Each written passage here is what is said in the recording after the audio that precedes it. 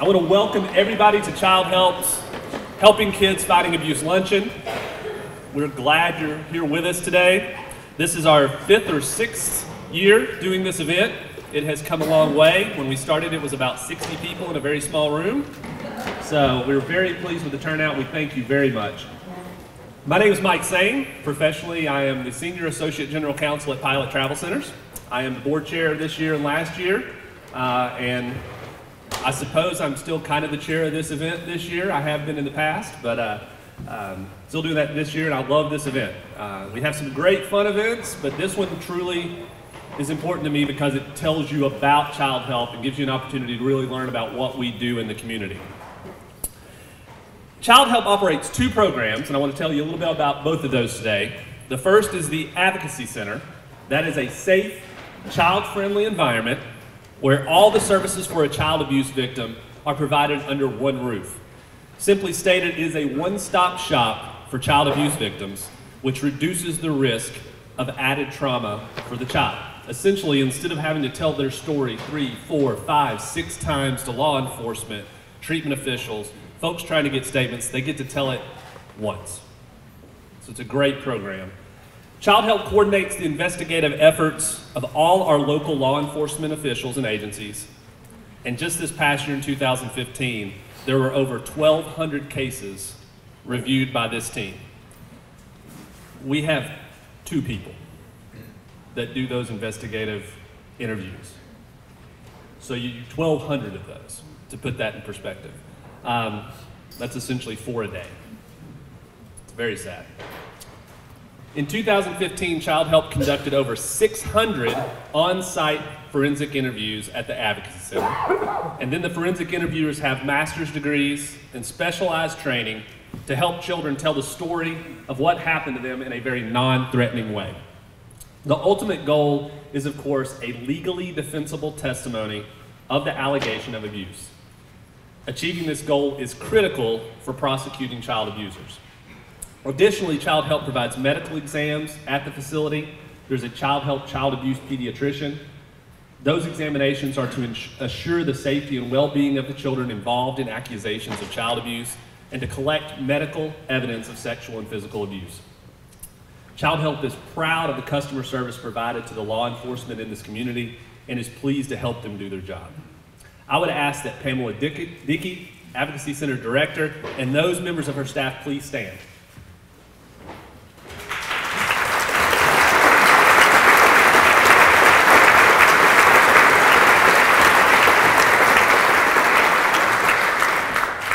Thank you guys for all that you do.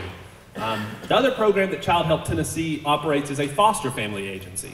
The foster family agency has been in operation for over 12 years.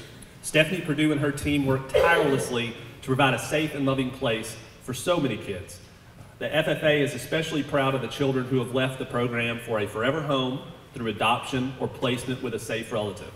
A safe forever home is their focus for the kids in their care, and Childhelp was recently recognized by the state of Tennessee for having one of the highest adoption rates of any foster care provider in the state. Over the last few years, 29 different sibling groups of 3 or more kids have been adopted through Childhelp. They are looked at in our state as the example of how to do things, folks. They do a great job. They are constantly working to recruit qualified and quality foster parents. And it's interesting, they have a particular need for parents who are able to work with middle and high school kids, much like those of you would see on Monday's Child or in our community that need that help. The staff offer 24/7 on-call support for our foster parents and provide a lot of training to help foster parents become ready to impact a child's life in a very meaningful way. And I'd like to ask Stephanie Perdue and those members of her staff who are here to please stand.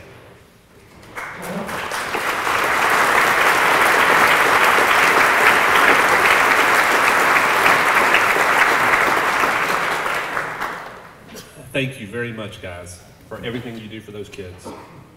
Overall, again, in 2015, Childhelp Tennessee served over 1,300 children in our local community. I've said it every year of this event that I've spoke. I wish that we didn't have to be here today. I wish that there was no need for child help services, there was no child abuse, that it didn't go on in our community. But every year that number goes up, every single year. So child help is needed more than ever. I would now like to invite Joni Stewart, Assistant District Attorney, to the stage. I'm going to talk to you a little bit about what Child Help does with her.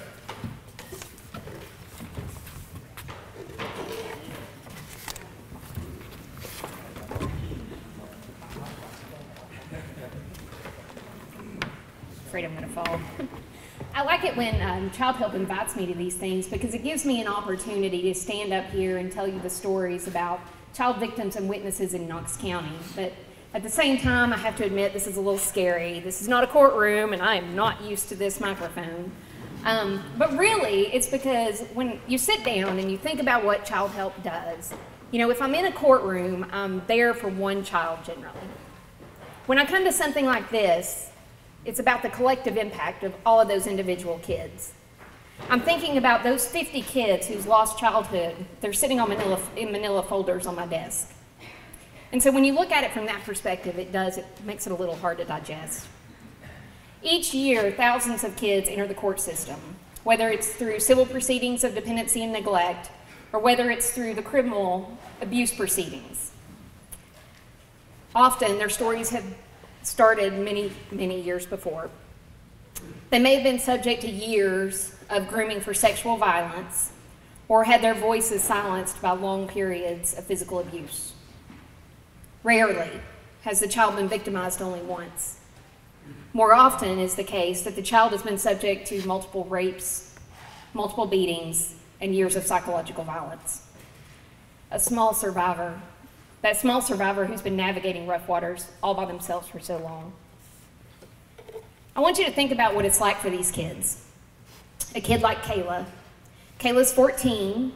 She's smart, she's funny, she has long brown hair like her mama. She likes to play volleyball. She wants to go to college. And even though she's a teenager, she'll tell you she still loves cartoons. She wants to be a vet, she fights with her little brother, she carries her iPad everywhere. And she used to like going to school. But that was before. I don't think it's going to come as a shock for me to stand up here and tell you that a lot of teenage girls suffer from insecurity. So when one of Kayla's teachers, her volleyball coach, started showering her with attention, she welcomed it. If she were standing here, she would tell you that she thought they were friends. It can be nice to be the teacher's pet. So when the coach asked her for her cell phone number, she gave it to him. He started texting her. He was texting her jokes. He would check on her before she went to bed at night. That's classic grooming behavior. But for Kayla, it turned into a crush. He asked her to send pictures, pretty pictures, and she did. She told her friends, kids the same age, and they thought it was weird. This guy was old. So she told the coach about that, and he said, well, maybe you want to change my name in your phone. Change it to one of your classmates. That way they won't know it's me. Your friends just don't understand. Other people just wouldn't understand. So she did. And she sent him all of the pictures that he wanted, even the ones that made her uncomfortable. And when he asked her to sneak out of the house, she did that too. And she did everything that she wanted because she really liked him and she just wanted him to like her too.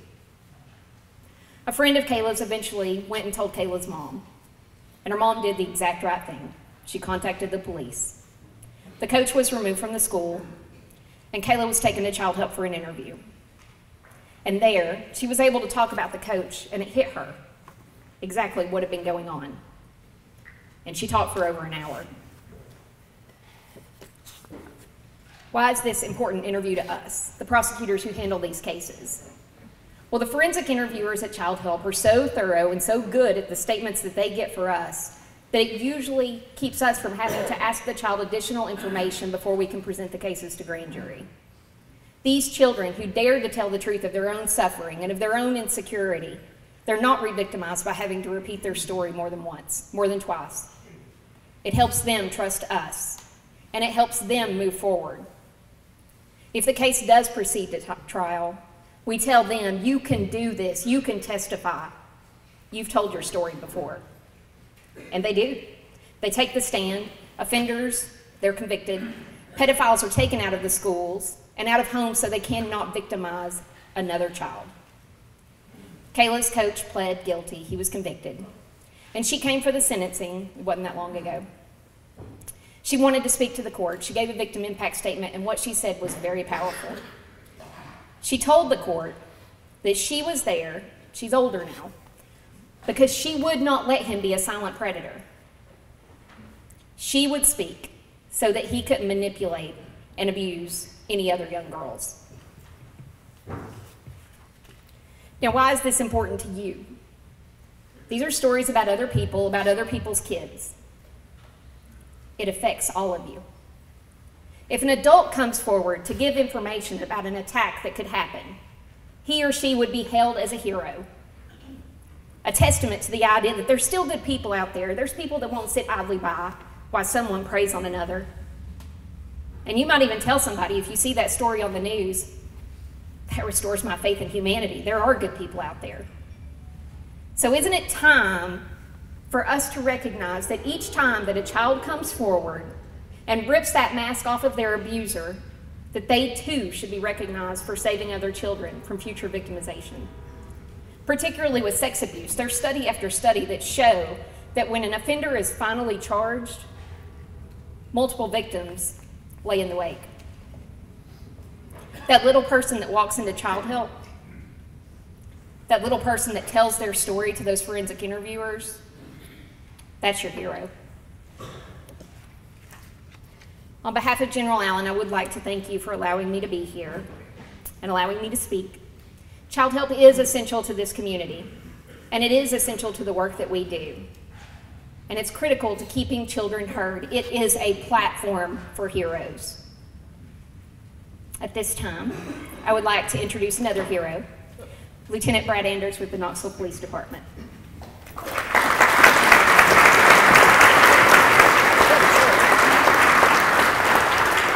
That was really unfair. First of all, I got to follow her, and then she calls me a hero, so it's not fair. It's quite an honor for me to be here. I want to thank you guys for coming out for a lunch it's kind of out of the ordinary for you guys. It's something that we live with every day, but it's to hear these stories and these messages is great for the community to hear what's going on. It's great for the community to hear what's going on at Childhelp and how essential it is. Again, my name is Brad Anders. I'm a lieutenant with the Knoxville Police Department. I've been there for almost 24 years. I started when I was 12. Feels that way. But I'm assigned to the Special Crimes Unit. The Special Crimes Unit deals with child abuse, child sex abuse, elder abuse, domestic violence, missing persons, and human trafficking. All of my victims are vulnerable, or our victims are vulnerable. I have 10 detectives. Last year, our unit handled 1,415 cases. 380 of those were DCS referrals for child abuse and child sex abuse. That's over one a day that's coming into our office from this community, from inside the city. That's not counting the county numbers. We're housed at the Randy Nichols Family Justice Center. We have in our building, we have the Knox County Sheriff's Office, Department of Children's Services, KPD, Helen Ross McNabb, YWCA, and Legal Aid. We are a one-stop shop as a partner with Childhelp for domestic violence victims and child abuse victims. Our investigations would not be successful without partners like Childhelp. We investigate these types of heinous and predatory crimes, and it's very difficult for us to do so. It's hard for a policeman that's been doing any kind of law enforcement for any kind of period to step down and talk to a child. We question adults. We can do that all day. We can question teenagers all day. But we can't get down into a child's level and to think like a child and to react how they react and know what their reactions are. And so Childhelp for us is very essential. They provide a service to us that we couldn't do our job without. We've got very skilled investigators, and I'm very proud of the work they perform. It takes a special person to listen to those stories. I don't have to, I could theoretically not read a single case file. I do, but I could theoretically not do it. Those guys are generating case files on a daily basis, dealing with abuse. And they gotta take it home with them. They live with it. We live with it. I've got a 7-year-old daughter who now I can't let out of my sight at the mall because of the stories that I read every day. And so I'm always looking, always watching because of the stories. And so I've got investigators that do that on a daily basis and take it home with them. And Childhelp allows us to find victory in the courtroom with Joni's great team. You will not find a more aggressive and better district attorney unit. We have 2 units that work with us, the child abuse and the domestic violence, and those 2 teams work very hard for Knox County. Very hard. There is no better group of ADAs that do that in the state of Tennessee, I promise you that. As you can see, we work with the most vulnerable people in all of our cases, dealing with children who have been abused, whether physically or sexually. Some of those are the most critical work that we do. With a complete, thorough investigation, we have the opportunity to improve the future course of their life. We are a part of a team that brings justice to survivors of abuse and hopefully show them that someone will stand for them. Child abuse and sex abuse can be a generational curse. And by that I mean it's passed down. Once you become a victim, you are very likely to become a predator. And our goal is to stop and stand in the gap, stop the generational curse of abuse. I'm going to give you an example of one of our cases our unit has worked, and it's been very recent as well. It's easy to think about cases that Childhelp has helped us in, but the ones that are most recent seem to be the ones that are most prevalent in our minds. You don't hear about a lot about our unit on the news. I mean, and quite frankly, it's because people don't want to talk about what's in their backyard, what's in their back door. We don't want to hear children getting abused sexually and physically. But I'm going to tell you a story about a family. This came, and ironically, the complaint to DCS came from the mother of this family. And this family had been engaged in immoral acts toward children, their own child, and they brought in a babysitter. They brought in a teenage babysitter to their family and began grooming them, just like Joni was talking about the coach grooming the student. Grooming them, filmed them having sex with her. And they were grooming that child to make their small toddler a victim again. Had already been a victim of theirs. It's going to be a victim of the babysitter. 3 generations in this one case were affected by this case. The mother called in and said that the father had child porn on a disk drive at the house. We came and we confiscated that, sent it to our ICAC, Internet Crimes Against Children unit, which you would think that would be included in us. We've got 6 or 8 more detectives that work on nothing but child internet porn. Largest growing business in the country, probably. And so we analyzed all that. These investigators looked at the evidence and come to find out when Childhelp took the babysitter, Childhelp took the toddler child and did an amazing interview. There's almost 100 indictments coming out of this case. So that means that they have found 100 times a crime has been committed. Now, it could be the same victim, but there's almost 100 indictments coming out of this case. That's amazing. And so for us to come in and step in the gap, we couldn't do what we did. We could have never brought the first indictment. That toddler child would never have talked to a policeman. Number one, he's probably afraid of them. Been taught to be, don't tell on mommy and daddy, don't tell them the truth. But these investigators, these forensic investigators got that information for us. And I hope that kid never has to testify. Probably won't.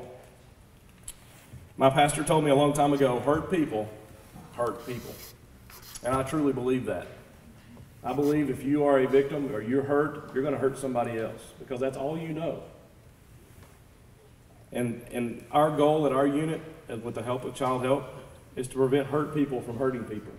And if we can step in the gap for that toddler and that teenage babysitter, help them through counseling that's offered at our place or at Childhelp, maybe we can stop that generational curse. And that's our goal, is to bring justice. Our mission as law enforcement is seeking the truth, the facts, and when needed, bring suspects up for charges. We certainly want the best that we can do, helping to keep our community safe. And with the assistance of Childhelp, we're able to provide closure to survivors, bring justice to vile predators that choose to do harm to society's most vulnerable people. I want to thank you today for listening to what's going on in our backyard, what Childhelp deals with on a daily basis. And I want to thank you for being willing to just You get the information that you probably didn't have when you walked in here. And I hate to deliver terrible news, but the community has to know what's happening in order for us to be more successful. So thank you for what you've done just by coming to listen, and hopefully what you'll do later. And it's my honor to introduce Ms. Sandy Morgan, who is a board member with Childhelp.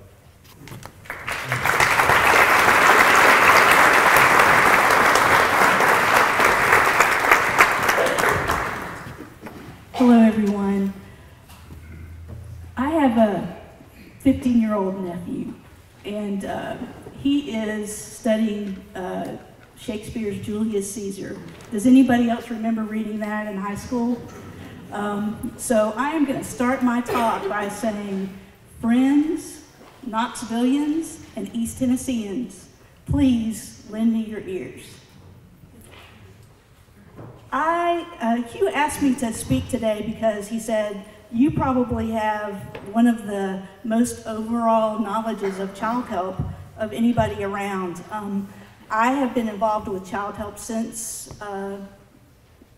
it's been about 13 years. I was in the very first foster parent training class, and I thought that I was fit to be a foster parent. I was a foster parent for about 4 years, and I have used the services of both the Advocacy Center and the Foster Family Agency. Stephanie Perdue and Pamela Dickey have both been to my house. I had several children come through. I have lots of stories. March 15th, 2004. Beware the Ides of March. Johnny, Clarence, and Charles. I agreed to take them to come live with me. Clarence, 13, Charles, 10, Johnny, 7. It was like a three-ring circus at my house.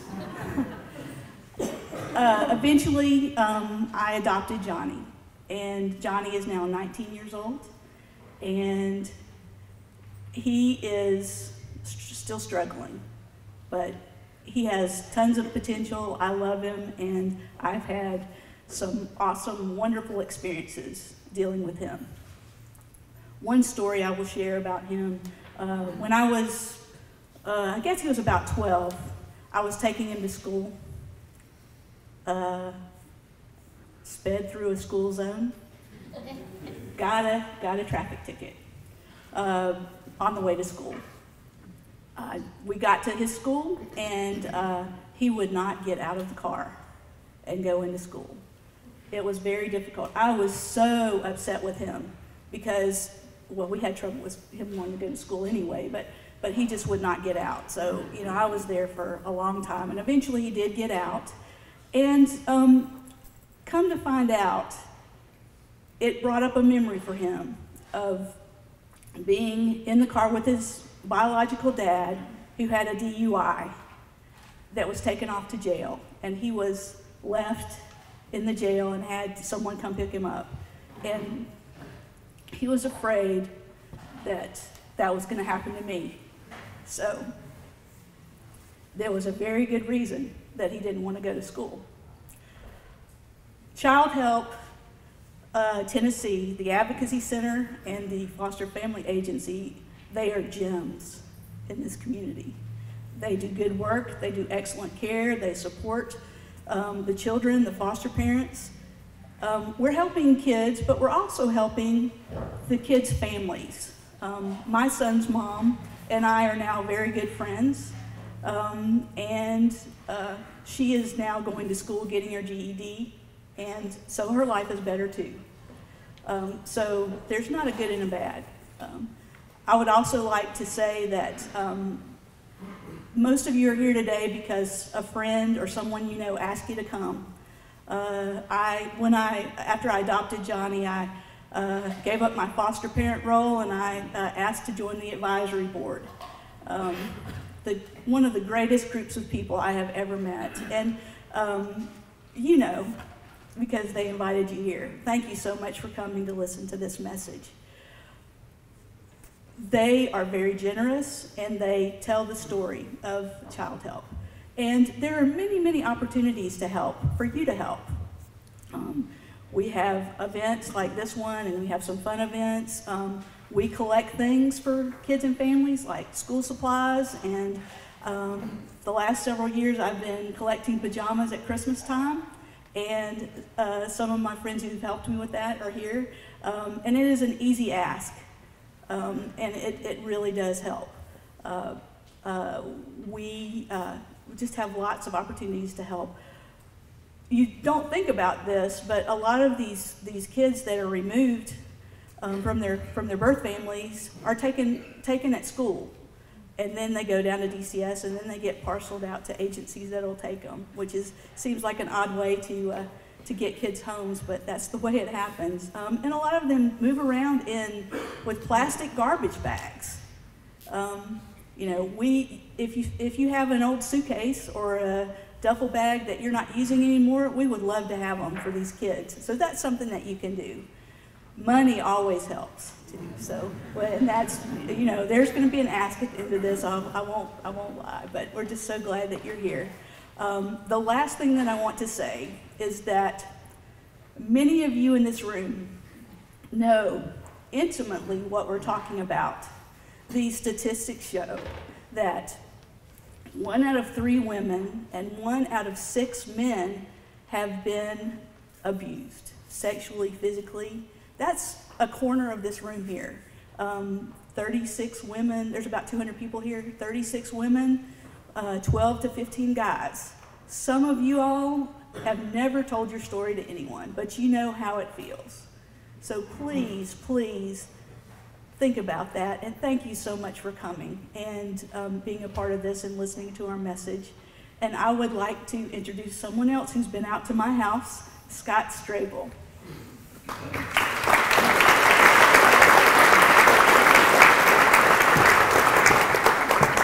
Thank you, Sandy. At the entrance of every Childhelp facility, there's a sign that says, "All who enter here will find love." And we take that very seriously. And one of the things that we do, I train foster parents, and we presented that this is a ministry, what we do. It's an opportunity not only to serve kids, obviously, but to serve families as well, and extended families. And the Lord has blessed us tremendously by bringing a lot of folks in to our ministry for several years now. I'm very fortunate to have one of our younger couples here that came in, and they understand what ministry is all about. It's about serving. It's about giving yourself. It's not about you and about us, but it's about giving to others that haven't had the opportunity that maybe you've had. So I want to introduce Dustin and Angela Weaver, and I know you'll enjoy their story.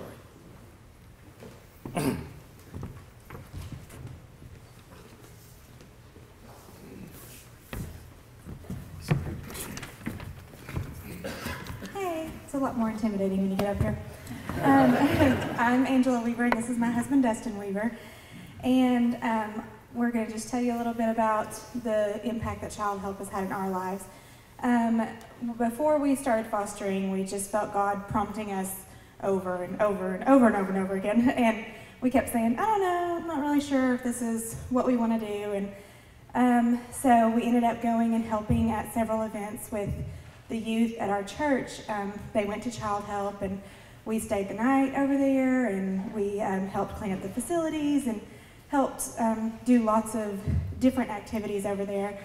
And then Scott at one point came and spoke at our church and told a little bit of information about Childhelp, and we thought, this is really God saying we need to do this. So I decided that I was going to call, and I called Childhelp, and Scott answered and told me what it was all about and everything.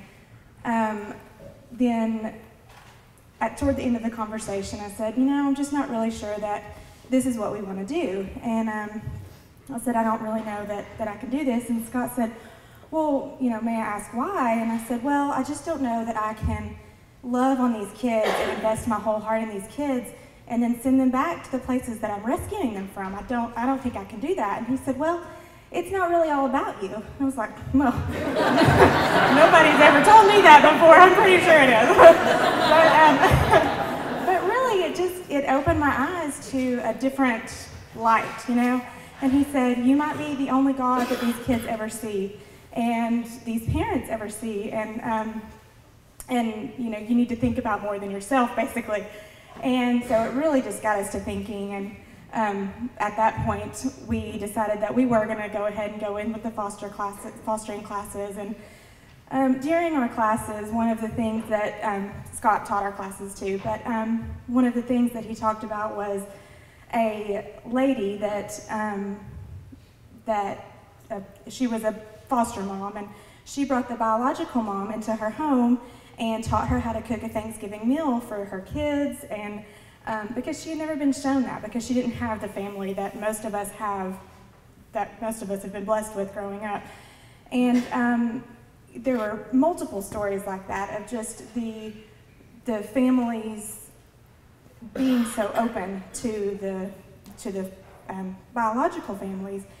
And it really just got us to thinking that these biological parents are not the enemy, and you know, they haven't been raised the same as what we have, and they don't have the same blessings that we have, but they're not the enemy, they just need to be loved. And so I'm going to kind of let Dustin tell you the story about our foster child.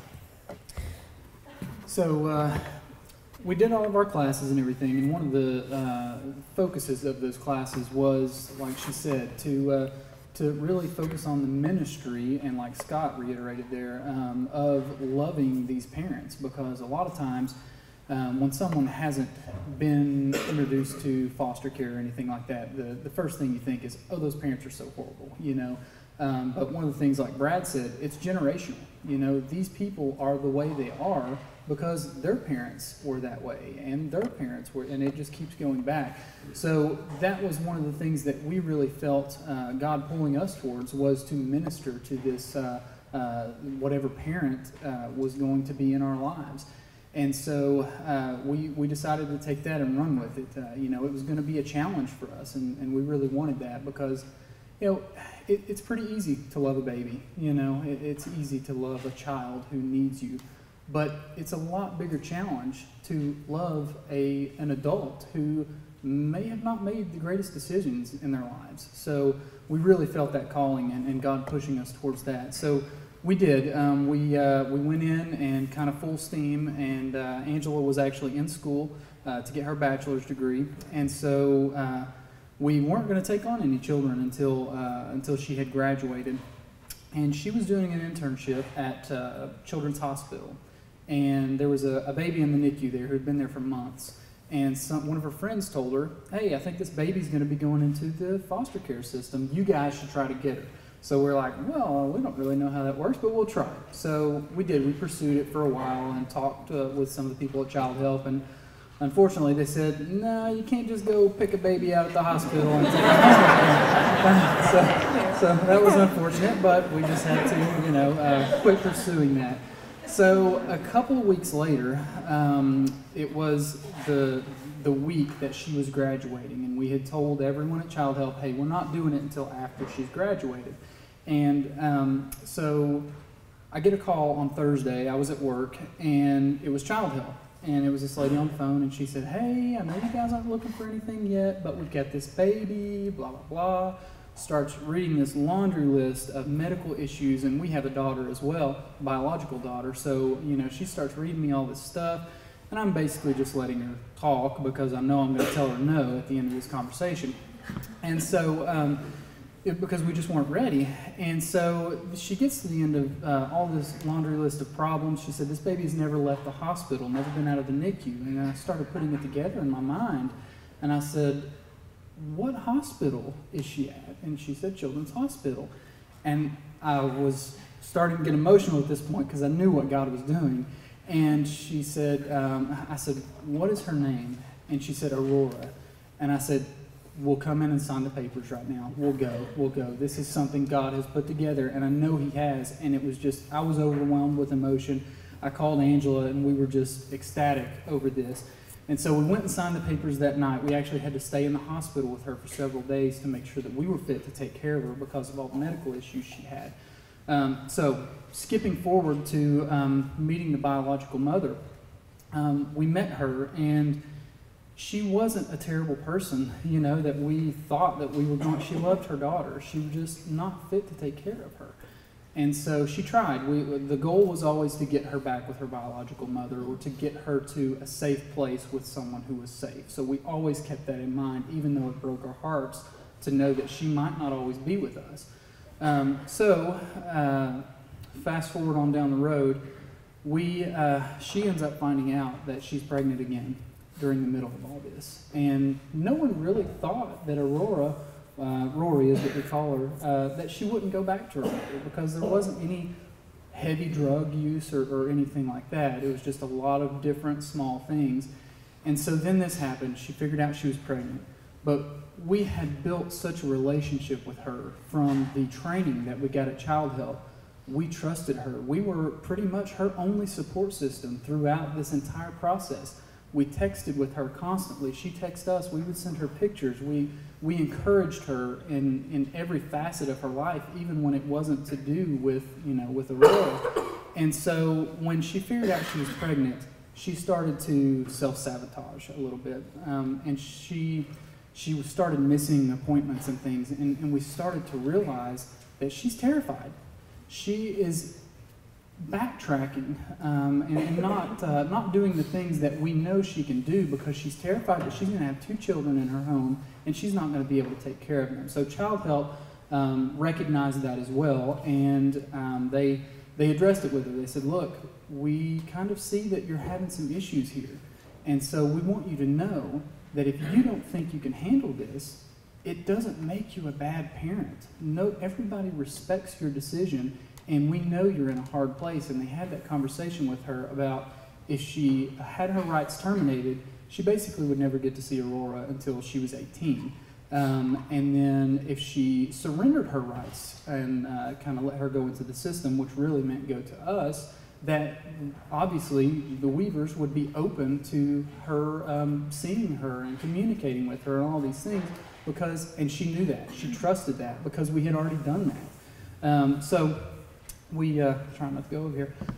So at the end of all that, she did decide that she wasn't going to be able to take care of 2 children. And she said, if I know that they are going to go with Dustin and Angela, I will surrender my rights. And so that was a very hard decision, but she knew that we would support her in that. She knew, because of the training that we got at Childhelp, that we loved her. And we didn't judge her for the decisions that she had made and the troubles that she had in the past. And we still, to this day, I mean, she's come to, during the whole process, we invited her to family gatherings and showed her what a family looked like. She got to see all of our nieces and nephews playing with each other, and got to see us with my in-laws, you know, and just see so much love in a family that she had never seen before. So at the end of all this, basically, we will get to adopt Aurora at the end of this month, God willing, and we've got another child on the way too, so that'll be 3 total, so pray for us on that. But the main thing that I see over all of this was Childhelp prepared us to love someone, and if we had gone into it selfishly with the thought of, we want to take this baby, we want this baby for us, she wouldn't have trusted us. She wouldn't have said, yes, I will basically, make the right decision for my child. She would have thought that we were an adversary. But Childhelp really drove that home for us and made it come to a conclusion that is just so beautiful that I love sharing with people. And Brad actually shared a quote from his pastor, and it kind of brought one up that my pastor shared with us the other day. And he said, live with an open hand. He said, because when you live with an open hand, you can give, but your hand is also open to receive. And that is what we did with our lives. We said, God, this is your life. We want you to take it and do what you will with it. We've received blessings so much bigger than what we put in. So I would like to encourage all of you to think that way as well, and think about the investment that you would be putting into this. So, thank you very much. I think I'm turning it over to Chris. I'm Chris Goodrich. I'm an advisory board member for Childhelp. When people ask me how I got involved in Childhelp, it's being in your seat 3 years ago today, sitting at the breakfast and the luncheon and listening to testimony like that from you guys and from our speakers that touched me. It's the reason I'm involved today. So my hope is that that happens for a few of you here today. The real reason I'm up here is to introduce our special guest speaker today, the legend, the man in black, Jerry Glanville. For those of you that don't know Mr. Glanville, let me tell you a little bit about him. Perhaps mostly known for being a football player and a head football coach. Played college football as a middle linebacker at Northern Michigan University before ultimately beginning his notable career, his coaching career. His coaching career included various stops, spent time as an assistant with the Detroit Lions and the Buffalo Bills before eventually becoming head coach of the Houston Oilers from 1986 to 1990. You may remember his teams were known as the House of Pain for all the physical, the aggression of their defense, sometimes some dirty play mixed in there. But just a phenomenal coach. I love this off his Wikipedia page. While spending time in Houston, Coach Glanville was famous for often leaving tickets at will call for Elvis Presley. He was known for wearing all black to be easily recognized by his players, as you see him today, and also for driving replicas of vehicles driven by actor James Dean. Is that true? Good stuff. After his time with the Oilers, he was head coach of the Atlanta Falcons from 1990 to 1994. He spent a dismal period at the University of Hawaii as a defensive coordinator. And then most recently was head coach at Portland State University, helping rebuild their program. He's coached guys like Bruce Matthews, Warren Moon, Deion Sanders, Andre Rison, Mike Munchak, and he's most popularly credited with coining the now popular phrase, "The NFL means not for long." After his coaching career, you may have seen Jerry spending time as an analyst on HBO's Inside the NFL, CBS's NFL Today and NFL on CBS, and Fox Sports coverage of the NFL. Beyond his football career, Jerry was also a NASCAR driver and owner. Began learning racing from the great Dale Earnhardt, the 7-time Winston Cup Series champion. He participated in a number of series during his career. The NASCAR Busch Grand National Series, the ARCA Racing Series, the Super Truck Series, and the Slim Jim All-Pro Series. So as you can see, a man of a diverse background, has a lot of different stories, and I had the opportunity to listen to you speak at an FCA breakfast a few months ago, and I had always heard about, I'm an Eagles fan, so I had always heard about the character Jerry Glanville, but what I learned from the breakfast was more about you as a man, okay, what you believe in, and all the things that you're doing around the world to help people in need. So, guys, I hope you'll join me in welcoming head coach Jerry Glanville.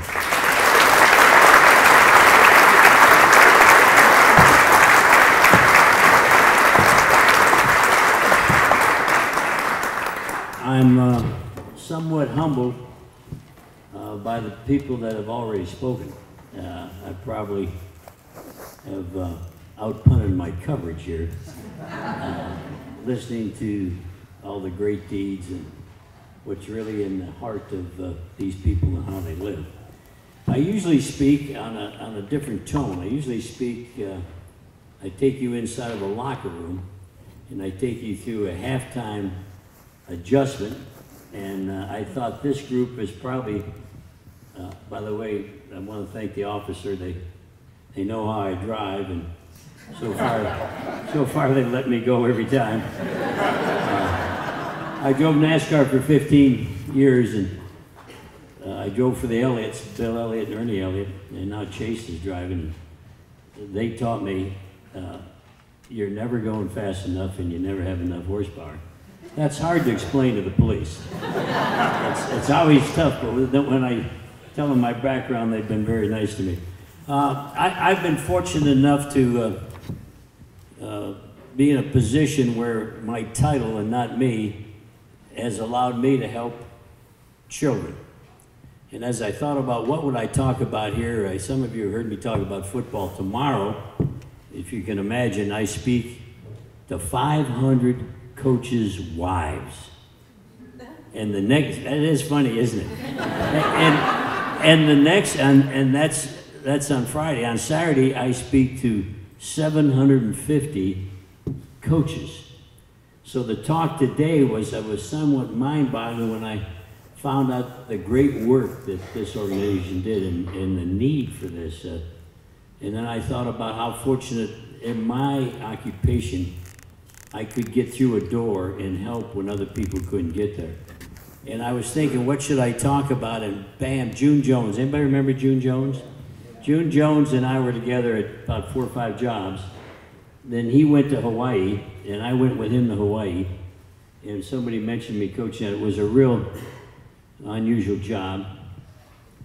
And this week, before I came to speak, he said, I found this letter I lost, which was written 10 years ago. So I opened up my cell phone, and here's a letter that a person in Hawaii wrote me 10 years ago. This person was a young man in a wheelchair, and he had bags on each side of the wheelchair so he could go to the bathroom. He couldn't sit up because of his spine. He could almost lay on a 45, and he couldn't speak, but he could type in what he wanted to say, and the computer would talk to him. And as I came off the Hawaii practice field, this young man would watch us practice, and his mother and his sister would be there with him and then drive him home. And I put him to work. I said, I want you to break down the film. I want you to take Boise State and break down the film and put it in your computer so I know what they're going to do. This letter came this week, and you talk about God brings it back to you. And the young man said, when anybody will stoop over and help a child, help a young person, that everybody else just wants to walk by. And he said, I found out after you left, I wasn't on full salary, because when I went to get my check after you left, I found out you were paying me. And I told him the school loved him. And they did, and I says, you're just like, treated like the rest of us. So that came this week. I thought, maybe that's what I'm supposed to talk about today. And then today, 4 years ago, a kid tried to get into Georgia Tech. Anybody here been to Georgia Tech? You've been to Georgia Tech. I was there 6 years, never got a degree. Your dad told you after 8 years, they usually call those people doctors, right? Well, it was kind of funny. A kid from Douglasville, Georgia, where my wife is from, was a good football player and tried to get into Georgia Tech. And he had 23 on the ACT. Well, guess what? Most SC schools, that'll make you a professor. But at Georgia Tech, you're not getting in. To play football, you have to have 28, 29. And the people you're going to compete against are going to have 32. And so he got left out. He had no scholarship. He sent me this morning. So I went around, I tried to find how I could help this guy that got left out. This young man, his name is Taylor. And him and his mother lived in my wife's hometown, and he got up early in the morning and collected the garbage. He worked the garbage truck to help his mom. His mom was out of work. I said, I gotta help this young kid. So when you help kids, I got him in the University of Louisiana, Lafayette. Anybody ever heard of the Raging Cajuns? But there was no scholarships available, but they would take him because he could play. Well, then I went with, remember Zale Miller? Zale Miller was my best friend, was the governor who started the lottery so we could help kids go to college. And Zale says, get him to a college where there's not that any college in Georgia that offers that, and we can put him on the Hope Scholarship. So he went there and majored in, are you ready? Petroleum engineering. Only in Louisiana, right? So then Zale could help him get the Hope Scholarship and pay his way to school. Today, as I was getting ready to come over here, he texted me and said, I just got the job with Penn Petroleum. I am now working in that field. And neither him nor I could even spell that before he went here. It's awesome. So I got to think, maybe this is what I'm supposed to tell this group. Maybe this group there's people here doing so much for children, I can never thank you enough. Maybe there's some guy came to hear a football story that really we ought to be talking about helping the children even more. My wife, we're married. My wife, I tell her, my wife's a 10, and I'm a 2. So I got something going on. When you, let's face it, when you be a 2 and get a 10, something's going on with me. And she always, wherever we live, wherever we move, she moves in with the homeless and helps them. She now works at Carms, not too far from here. And she works at Carms, volunteers. I've always gone with the children. So whenever I had a job, I went to work with the kids. When I was in Houston, Texas, we talked about the House of Pain, everything we did. I could go to MD Anderson, which tries to save the children that everybody else gives up on. And they'd say, these kids aren't going to make it. And I'd get to spend time with them, get to pray with them, and ask God to take a look at them, ask God to get involved. You can't solve the problems that we have without God being there with you. Well, today, I can call up some of those children who have children because we ask God. I have no power, I have no strength over anybody, except I am not shy, I'm not bashful. I'll ask God to come anytime. I tell everybody if I want to get an ice cream cone on Kingston Pike, I take a number. And I have to wait, there's 4 people in front of me. I want to check out at Kroger. I look for the shortest line. All these lines are too daggum long. But if I want to ask help from God, I'm next. It's my turn, I'm up. It's me. The most important person I could talk to, there's no line. I don't have to worry about if they're going to run out of chocolate ice cream. So I've been fortunate here that I went to Atlanta, became the coach of Atlanta, and lucky some people that I coached at Georgia Tech ran Georgia Power, and they'd pick me up with a helicopter and fly me to Children's Hospital every Thursday. And you got to see what real strength is, and what real want to. You got to have that want to keep fighting the fight. And I look back, I came to Knoxville. I came kicking, screaming, crying. My wife was driving, I was laying in the back on the floor. She turned the radio up, she didn't want to hear about it. I said, why would we move to Knoxville? I didn't even know. And here we are. My son called, said, Dad, got the greatest son in the history of the world, by the way. He says, you never asked for anything. Doesn't even want a Christmas gift. I really love this kid. Can't give him any money, can't buy him any clothes, won't wear clothes that you and I would wear. He says, I need you to move to Knoxville. I said, wow. Whatever's happened is that police are involved. Whatever we did, I will come help, and then I can drive back home. I'm living on Peachtree Street in 12th. Piedmont Park. I'm living large. Trump's got nothing on me, man. I got it going on. He goes, you don't want to move? I goes, no. He says, give the phone to Mom.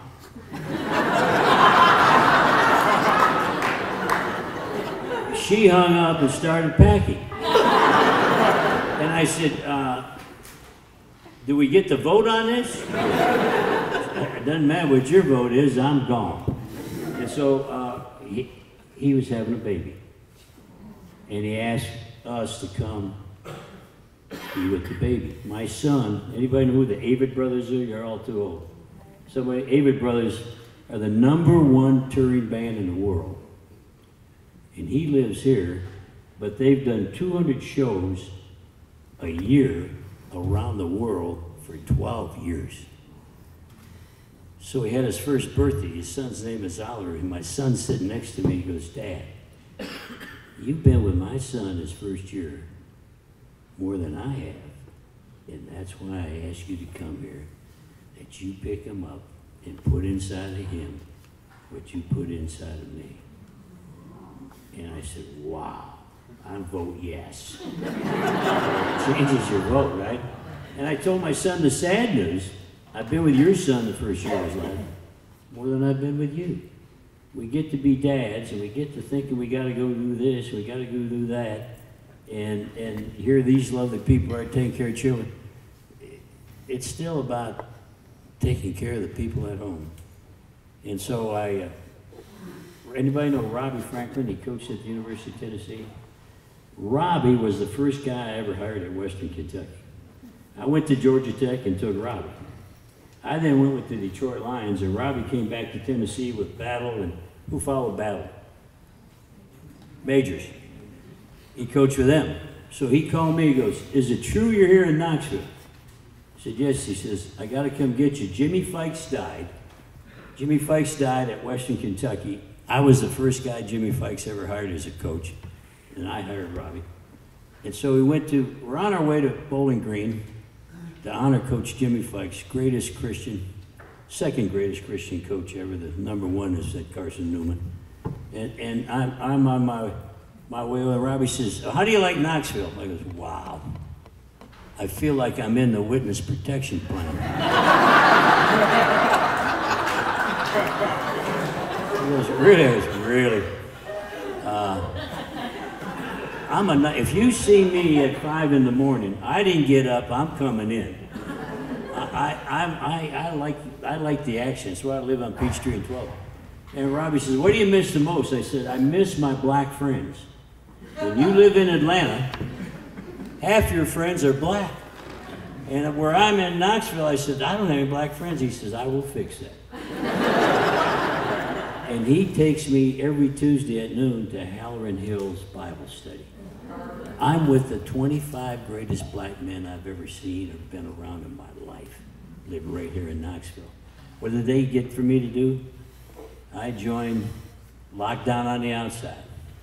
It's a ministry with children that we teach them how to keep from making the wrong decision and ending up in Dandridge. What do I do on Sundays? I'm in the Dandridge Youth Prison. I'm with kids 16, 17, and 18. Are you ready for this? Why are you here? The judge didn't like me. Why are you here? I had the worst parents. Why are you here? Nobody understands me, and they're wrong.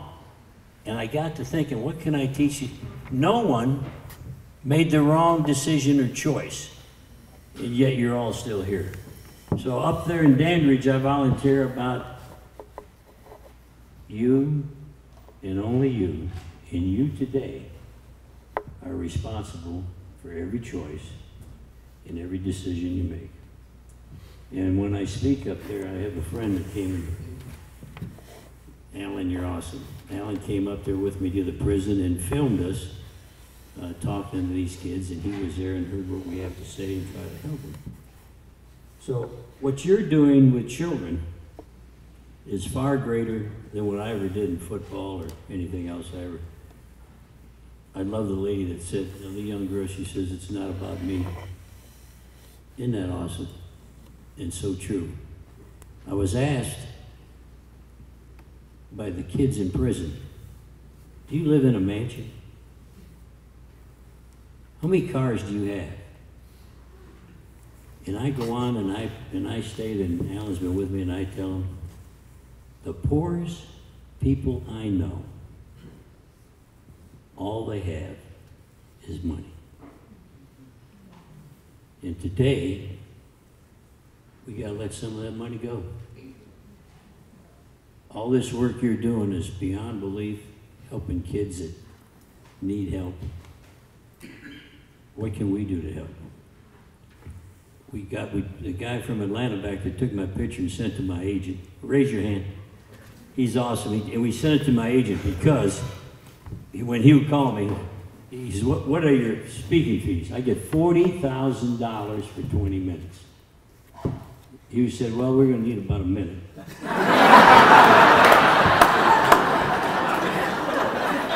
and so he took my picture.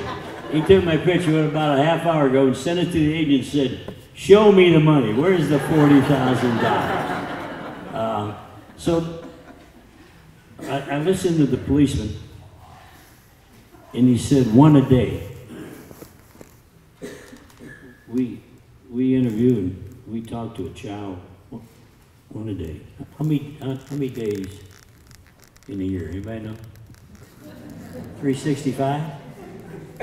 What I teach about 365. Do not be afraid is written in the Bible 365 times. So when he said 365, we can help them with money and we can help them with God. We can help them with prayers. The power of unselfish prayer cannot be ever overlooked. But what I see with prayer fixes is something that man cannot. All the money that you have, all the money that I have, I'm going to take my $40,000 and give it back. All the money we have isn't ours anyway. We're all going to the same place. Poor Alan's heard me tell this 100 times. We're all ending up the same place. When you go home and you look in your rearview mirror and you look in there, take that mirror if you got the strength and pull it off the windshield and throw it out the window. That's in the past. We're all going to the box. We're all getting in the box. And when you get in the box, I tell everybody this, when you're in the box, and they walk by and they look at you, boy, he looks good, he got a suntan. I was in Florida. I was in Florida. How about this? I'm in Florida talking to the Christian universities in Florida where they have a chapel at 9:30 and one at 11:30. You have to go to one or the other. And I would speak at both. And if you don't attend at chapel that day, they go to your dorm room, pack up your bags, and send you home. And I'm there talking to those kids across Florida. Wow. And they're going the same place we are. We're all going to the box. And I tell these kids, when you get in the box, do you live in a mansion? Do you have 13 cars? Do you have a boat? The only thing gets in there with you is your integrity. The only thing that gets in there with you is what you give them back. I got a great wife. Whatever I make, she gives away. That's an awesome couple. I tell her, we may run out of money before we die. She goes, well, let it go make some more. So today I ask you to listen to a speech I don't ever give. You heard a speech I don't ever give because I always go, I put you in the locker room, I put you in at halftime, and it's about leadership. And in leadership, I've learned about leadership and I try to teach about leadership. There's no leadership, there's none whatsoever. You can't lead the police department, you can't lead whatever you do for a living without truth and honesty. And if you're truthful and you're honest and you do the right thing every day. I wrote on a sheet of paper, I'm going to let you go. But I have something on my cell phone. I didn't want to take my cell phone out because it may ring. And the ring is Elvis Presley singing Born in the Ghetto. Is that a great ring or what? And I read this every day. And it's pretty easy. And you think about what you're going to do today. Number one, always do the right thing. That's it. The right thing where? In your mind? No. My mind's like yours. I can justify anything I do. My heart tells me what to do. Do the right thing. Number two, I'm talking to the college kids. The only place success comes before work. The only time success comes before work is in the dictionary. I tell kids, you want to be successful, you want to get out of prison, you want to make the right choice, go to work, work at it every day. Number three, you want to be a leader. And I tell this to quarterbacks. I take you to my football team. You're the quarterback. You're my starting quarterback. What's the quarterback have to do? You be the somebody that makes everybody feel important. I tell the quarterback, who's your third team right tackle? Jeez, don't know. You may know the second half against the Kansas City Chiefs because the other two may not be there.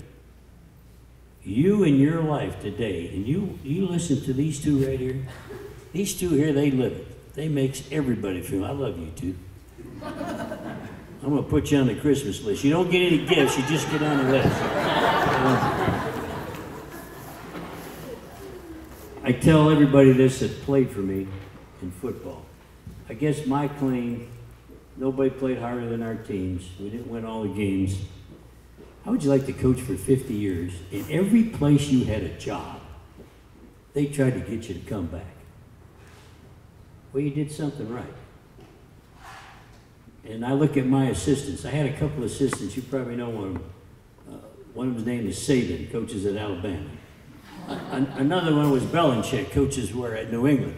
And when I see him, I said, well, where you work, your boss has got to hate you guys. What do you mean hate us? I said, Saban, I paid you $24,000 a year, and I knew I got screwed. I overpaid you. Now they're paying you $7 million. But here's what I tell you then. To give anything less than your best effort, think about you're on my football team, think about your going back to work. To give anything less than your best is to sacrifice your God-given gifts. Somebody said we played hard. God introduced me. We play hard in Houston. House of Pain. We play hard. We played so hard, people didn't want to play us. We're in the NFL. And I would tell my team to not play that hard is to telling God, I'm not going to use what you gave me. What did God give somebody? Everybody gave you something. Use it. Make it happen. One thing I'll leave you with, and I think we can tell these kids wherever we're at, is I work with children from every state I've been in. If you believe in yourself, everybody else will too. And putting that in a young man isn't that easy, but he'll get it. If you believe in yourself, everybody else will believe in you. You want to be a leader, the good Lord gives you intelligence, He gives you ability. The good Lord comes down and says, you're real smart. You're real fast. And boy, you can play. While I was in Houston, the Oilers would play the Cowboys for the Governor's Cup. Huge. Got to win this state championship. And I studied the film. Now you're the Houston Oilers. And I come up to you and I said, I've studied all the film. Wow. They're all a lot better players than you are. Every guy is better than you. And that's the good news. The bad news is they're coached by Tom Landry, and you're stuck with me. You imagine you got me, I got you, and that's the Cowboys. Wow. Good Lord says ability, talent, smart, but we're all born with the same amount of courage. When we're born, our courage is 0.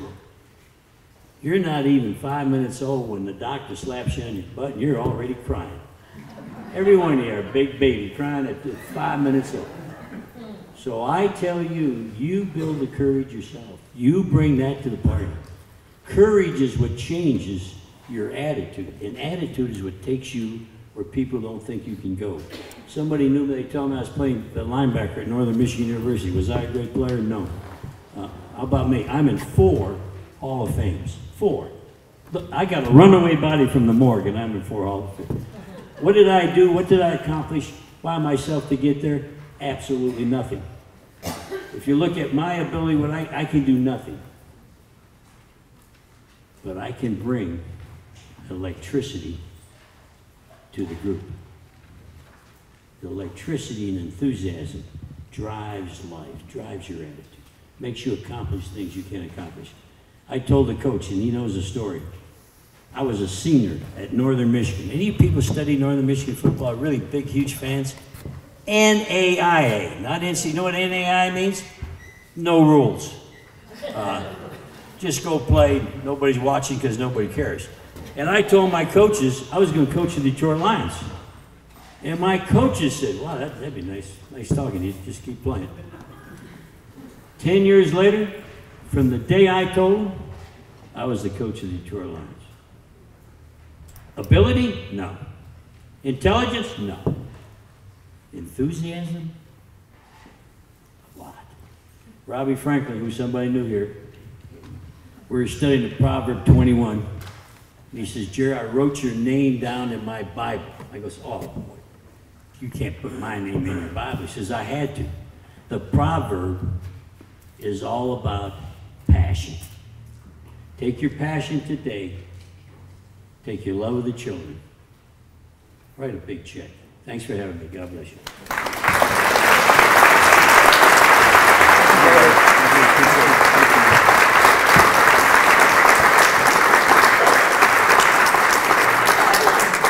Wow. Thank you so much, Coach. Thank you to all of our speakers. I'm Hugh Nystrom. I'm one of the directors here at Childhelp, and I want to thank you for your time to hear about the work we're doing with helping children. I also want to remind you, this is both a friend raiser and a fundraiser. We're just glad that you're here to have heard about the work that our folks have done to help the children in our community. Of course, this is a fundraiser as well, so I'd like to ask for your help putting us in a strong position for the next 3 months by making a contribution. To our table captains, there's some instructions in these envelopes, so pass them around if you'd like to make a pledge or donation. And what I'll close with is, when you think child abuse is not in your own house, I want to take you back to October 29th of this fall and what you were doing at 5 p.m. If you were here in Knoxville, Tennessee, at 5 p.m., I was buying a pumpkin with my son, and I got an Amber Alert on my phone. Raise your hand if you got the Amber Alert. That poor girl was kidnapped, taken out of state, and I want to let you know, when she was found, it was a national news story. The first place that they brought her was Childhelp. So that's something that's impacted all of us. So thank you for your time. Be generous so I can pay the bills and these great people that y'all have met today, so their paychecks won't bounce. And once again, thank you for your time, and let's make it a great week. And once again, thank you, Coach.